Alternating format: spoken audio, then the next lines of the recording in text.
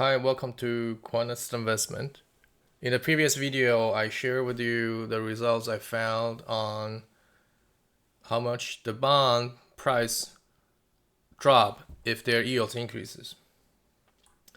So today's article is about what really happened when we held IEI, IEF, and TLT in history.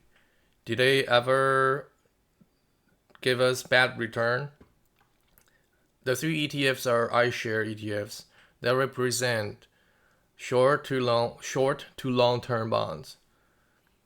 I want to know if we invest in them in 1 year, what's the chance we have a negative 5%, negative 10% return? That's what I mean risk. If we put a lot of money in them right now, while the yield is on 4%, is at 4%, it's mentally and technically good, but what's the risk? So I look at the past data. IEI, the data range is from 2007. The only time that it had a negative, worse than a negative 10% is when we invested in it at the end of 2021, which gave us a negative 11% in return. That's when the U.S. 5-year Treasury yield rose 3%. IEF, a slightly longer term than IEI, would give us a negative 6% if we invest in it at the end of the year 2008. During that time, the U.S. 10-year yield rose 1.6%. Negative 5 in mid-2012. 10-year yield rose almost 1%.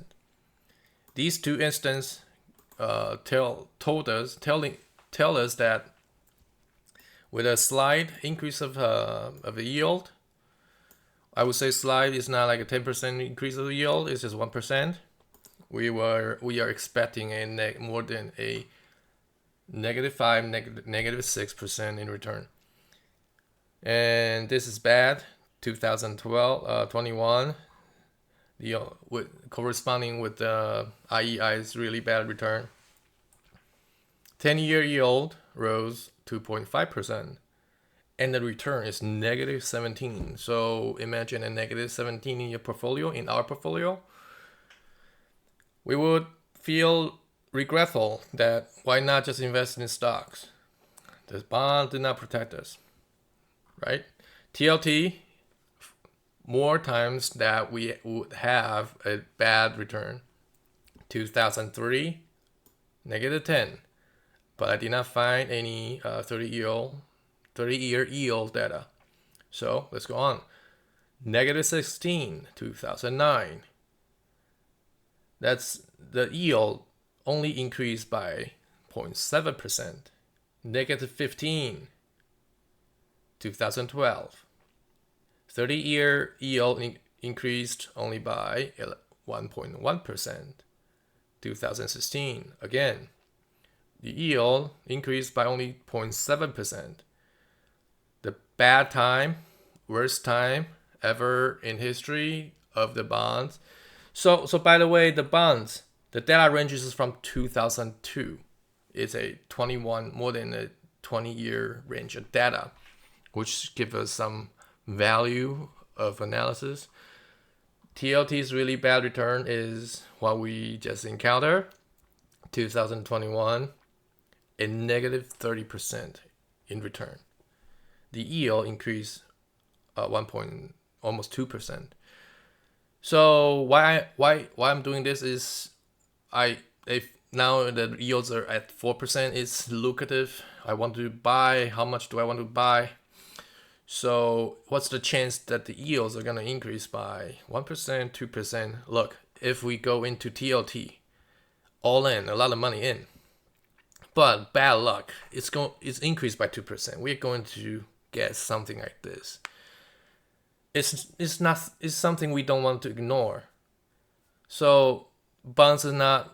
It just sounds safe, but when we have a negative 30%, we'll start to doubt what we really believe, right?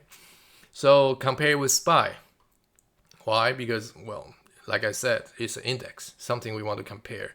Otherwise, we just invest in SPY, S&P 500, and VTI, all that. And that if other assets do not provide a different value than SPY, such as stock, such as SPY, why would I invest in something else, right?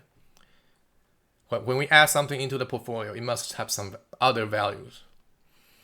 2021, the bad time, worst time for the bonds.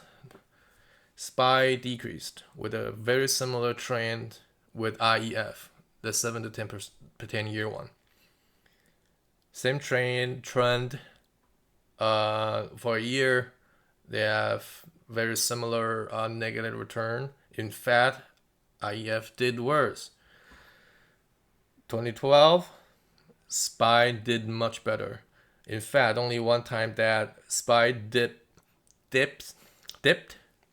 down below IEF, just a very short time. 2008.